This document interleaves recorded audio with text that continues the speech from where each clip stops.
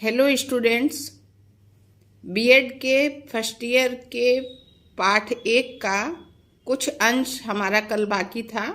आज हम उसका अध्ययन करेंगे। ओके,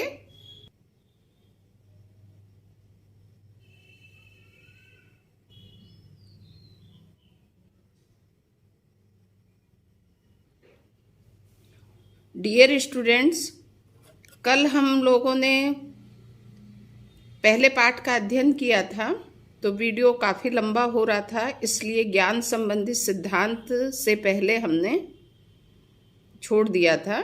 आज हमको ज्ञान संबंधी सिद्धांत पढ़ना है। ओके, तो स्टार्ट करते हैं। ज्ञान संबंधी सिद्धांत। यथार्थ ज्ञान प्राप्त करने की विधियां। हमारे समक्ष एक महत्वपूर्ण समस्या यह आती है कि जो ज्ञान हमें प्राप्त होता है उसकी सत्यता का निर्णय तथा परीक्षा कैसे की जाए। दूसरे शब्दों में यह कैसे कहा जाए कि यह ज्ञान सत्य या यथार्थ है। परंतु इसका उत्तर देने से पहले हमें इस प्रश्न का उत्तर देना होगा कि सत्यता है क्या। पहले हमको ये जानना है कि सत्यता क्या होती है, क्या है सत्यता। हमने ज्ञान की संभावनाओं के संबंध में कहा है कि अज्ञेयवादी तथा संशयवादी तो यह मत रखते हैं कि ज्ञान के संबंध में सत्यता की बात करना व्यर्थ है, क्योंकि इसको प्राप्त करना असंभव है।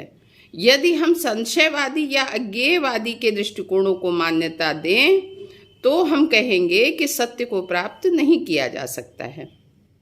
और यदि सत्य को प्राप्त नहीं किया जा सकता है तो क्या है, दर्शन, विज्ञान, सत्य के सिद्धांत सब व्यर्थ हो जाते हैं। इस कारण तथा अपने अनुभव तथा प्रज्ञा के आधार पर हमें संशयवादी दृष्टिकोण उपयुक्त प्रतीत नहीं होता।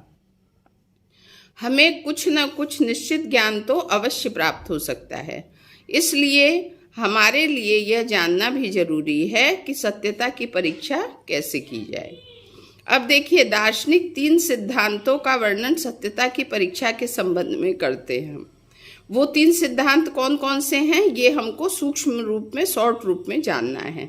यह है, पहला संवाद सिद्धांत, दूसरा सशक्तता सिद्धांत और तीसरा व्यवहारवादी सिद्धांत। ओके, पहला है संवाद सिद्धांत। इस सिद्धांत के अनुसार सत्य विचार तथा उस वस्तु में जिसका वह विचार है उनके आपसी संवाद पर निर्भर है। तथ्यों को हम सत्य या असत्य नहीं कहते, क्योंकि तथ्य तो जैसे के जैसे ही हैं। सत्य या असत्य तो उन तथ्यों के संबंध में कथन हैं। यदि तथ्य और कथन में भेद नहीं है तो यह सत्य है। यदि कथन तथा तथ्य एक दूसरे के प्रतिकूल हैं तो वह असत्य है। ओके, इस सिद्धांत में तथ्य ही मुख्य आधार है। कथन को सत्य के वास्ते तथ्य के साथ संवाद आवश्यक है। इस सिद्धांत की आलोचना इस आधार पर की जाती है कि हम कैसे जान सकते हैं कि तथ्य क्या है और किस प्रकार तथ्य के ज्ञान की कथन से अनुकूलता परखी जा सकती है। ओके स्टूडेंट्स, अब हम लोग दूसरा पढ़ेंगे। अब देखिए, दूसरा सिद्धांत है सशक्तता सिद्धांत। इस सिद्धांत का आधार यह है कि यदि मनुष्य का ज्ञान उसके प्रत्ययों तक ही सीमित है तो हम उनकी तथ्यों के साथ अनुरूपता की परीक्षा नहीं कर सकते। तो सत्यता को परखने के लिए हमें यह देखना होगा कि तथ्यों के संबंध में जो एक कथन है वह दूसरे कथन जिसको हम सत्य मानते हैं उससे संगति रखता है। जैसे जब हम 2 स्थानों के बीच की दूरी 4 किलोमीटर कहते हैं तो यदि इस कथन में निहित है कि 4 किलोमीटर में कितनी दूरी आती है तो 4 किलोमीटर उतनी ही दूरी कहने में सत्यता होगी। इस प्रकार हम सत्य उस कथन को कहेंगे जिसमें दूसरे कथनों के साथ परस्पर संगति है। और यदि ऐसा नहीं है, जैसे कि 1 किलोमीटर में जितनी दूरी आती है वह विभिन्न कथनों में विभिन्न है, तो हमारा 4 किलोमीटर दूरी का कथन भी असत्य हो जाएगा। ओके,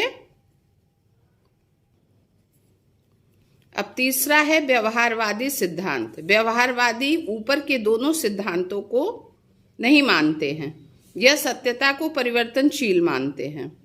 सत्य समय तथा स्थान के साथ बदलता रहता है। वह कहते हैं कि सत्य हमारे व्यवहारिक जीवन से संबंधित है और उसके लिए ही उपयोगी है। अब देखिए, यहाँ विलियम जेम्स की महत्वपूर्ण परिभाषा है, उसको ध्यानपूर्वक पढ़ेंगे। विलियम जेम्स के अनुसार कथन दो प्रकार के हो सकते हैं, सार्थक कथन तथा निरर्थक कथन। सार्थक कथन का गुण सत्यता होती है। जेम्स के अनुसार एक कथन जिसका परिणाम जीवन में उपयोगी, लाभकारी तथा सुखद आदि है, यह कथन सत्य है। जो कथन के परिणाम जीवन को दुखद बना देते हैं, उसके लिए हानिकारक है, वह असत्य है। इस प्रकार सत्यता का परीक्षण हम उपयोगिता, कार्यक्षमता, संतोष, सुख इत्यादि के आधार पर कर सकते हैं। जेम्स कहता है कि सत्य वह है जो सफल है। ओके, लेकिन इस सिद्धांत की भी आलोचना की जाती है। इसमें यह दोष है कि कथन की सत्यता देखने के लिए परिणाम देखने होते हैं। ओके, अब हमारा अगला टॉपिक है शिक्षा एवं सत्यता के सिद्धांत। हमने सत्यापन के सिद्धांतों का वर्णन यहाँ इस कारण किया है कि शिक्षा देते समय हम समझ लें कि जो तथ्य हम प्रस्तुत कर रहे हैं उनकी सत्यता क्या है। हम बहुत बार शिक्षण देने में दूषित धारणाएं उत्पन्न कर देते हैं। जैसे कभी कभी धार्मिक शिक्षा में कुछ बातों को पूर्ण रूप से सत्य के रूप में रखते हैं, जबकि इनका कोई सत्यापन नहीं होता। इतिहास के शिक्षण में भी बहुत बार ऐसा होता है कि हम कुछ ऐसे कथन अपना लेते हैं जो दूसरे तथ्यों के साथ संगत नहीं रहते तथा इनका जीवन में दुखदायक परिणाम होता है। एक शिक्षक को अपने पाठ्यक्रम के नियोजन में, शिक्षण विधि में तथा विद्यालय एवं शिक्षा की योजना बनाने में सत्यता के सिद्धांतों को ध्यान में रखना चाहिए और इस बात से सावधानी रखनी चाहिए कि गलत धारणाएं तो प्रतिपादित नहीं की जा रही हैं। यथार्थ ज्ञान प्राप्त करने की विधियां। अब हम यथार्थ ज्ञान को प्राप्त करने की विधियों का वर्णन करेंगे। यथार्थ ज्ञान प्राप्त करने की अनेक विधियां हैं। यहाँ हम पहले पाश्चात्य वर्णन दर्शन में जो महत्वपूर्ण विधियां हैं उनका वर्णन करेंगे, फिर भारतीय दर्शन के न्याय और योग संप्रदाय द्वारा यथार्थ ज्ञान प्राप्त करने की विधियों की व्याख्या करेंगे। ओके, तो पहला है विश्लेषणात्मक दर्शन। यथार्थ ज्ञान प्राप्त करने में विश्लेषणात्मक दर्शन बहुत सहयोग देता है। यह दर्शन भाषागत तथा तार्किक विश्लेषण की विधि को अपनाता है और अपनी प्रकृति में वैज्ञानिक है। तार्किक विश्लेषण शैक्षिक अवधारणाओं के संबंध में अनुमानों, आलोचनाओं, स्पष्टीकरण एवं परीक्षण करके तथा उनमें जो तार्किक दोष हैं उन्हें सामने लाकर ऐसे ज्ञान की ओर ले जाता है जो वैज्ञानिक दृष्टिकोण से यथार्थ का संकेत देता है। अब देखिए, दूसरा है वैज्ञानिक जांच पड़ताल। वैज्ञानिक जांच पड़ताल नंबर 2। पियर्स महोदय के अनुसार वैज्ञानिक पहुंच सबसे अच्छा मार्ग एक दर्शन को स्थापित करने का है। फीगल कहते हैं, इनका भी कुछ विचार है। यह विज्ञान और मानवतावाद के बीच में संबंध पर बल देता है और वैज्ञानिक विधि की मूल विशेषताओं को स्पष्ट करता है। यह विज्ञान के उद्देश्यों की पहचान, वर्णन, संख्या एवं पूर्वानुमान के रूप में करता है। इसके साथ ही यह विज्ञान को कुछ विशेषताओं से नियमित मानता है। यह है अंतर व्यक्तिगतता, परीक्षण योग्यता, तर्क संगता एवं व्यापकता। यह सब विज्ञान को उसका प्रगतिशील रूप और प्रयोगात्मकता के निश्चित होने का भाव प्रदान करते हैं। फीगल का यह भी विश्वास है कि विज्ञान और अच्छे मूल्य संबंधी निर्णयों को लेने की क्षमता देता है। अब देखिए, वैज्ञानिक जांच पड़ताल में अंतर व्यक्तिगत परीक्षण योग्यता शामिल है। इससे तात्पर्य यह है कि वैज्ञानिक जांच पड़ताल व्यक्तिगत अथवा सांस्कृतिक पूर्वाग्रह से स्वतंत्र रहती है। इसमें एक तरफा निर्णय नहीं लिया जा सकता है। इसके अतिरिक्त एक मूल बात यह भी है कि विज्ञान के ज्ञान का परीक्षण किसी भी ऐसे व्यक्ति द्वारा किया जा सकता है जो कि बुद्धिमान है और प्रयोग एवं निरीक्षण की तकनीकी में योग्यता रखता है। यदि कोई ऐसा ज्ञान है जिसका स्वतंत्र रूप से परीक्षण नहीं किया जा सकता है तो वह वैज्ञानिक ज्ञान नहीं है।